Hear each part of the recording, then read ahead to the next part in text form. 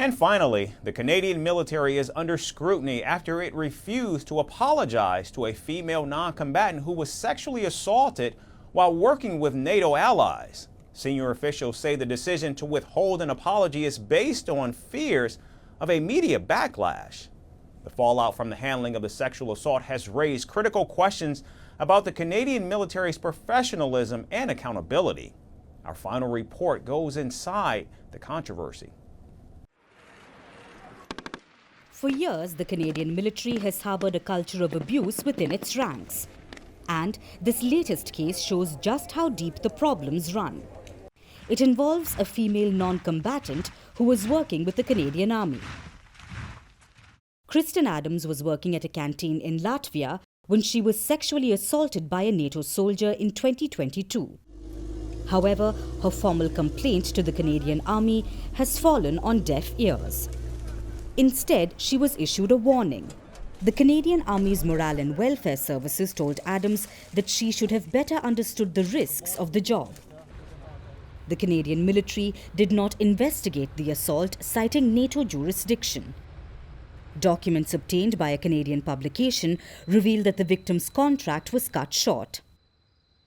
Months after the incident, military officials claimed they had gone above and beyond in addressing the victim's complaint. But new internal documents tell a different story. Canadian officials were worried that any apology to the victim would spark unwanted media coverage. Yes, the Canadian Army is afraid of bad press. An apology was drafted for Adams, but she never received it. Because following the footsteps of Ottawa's leadership, the higher ranks of the Canadian Army feared headlines and criticism.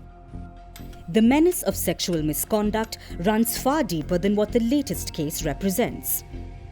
According to a Canadian government survey, 1,960 Canadian troops were sexually assaulted in the military workplace in 2023. Two-thirds of Canadian Army members said that they either witnessed or personally experienced sexualized behavior from their peers and superiors. About 80% of sexual assault cases went unreported in 2022 due to a common belief that it would not make a difference. More than 60% of Canadian Army members agree that sexual misconduct is a problem in the country's armed forces. The alarming statistics raise serious doubts about the Canadian military's commitment to transforming its culture of sexual misconduct.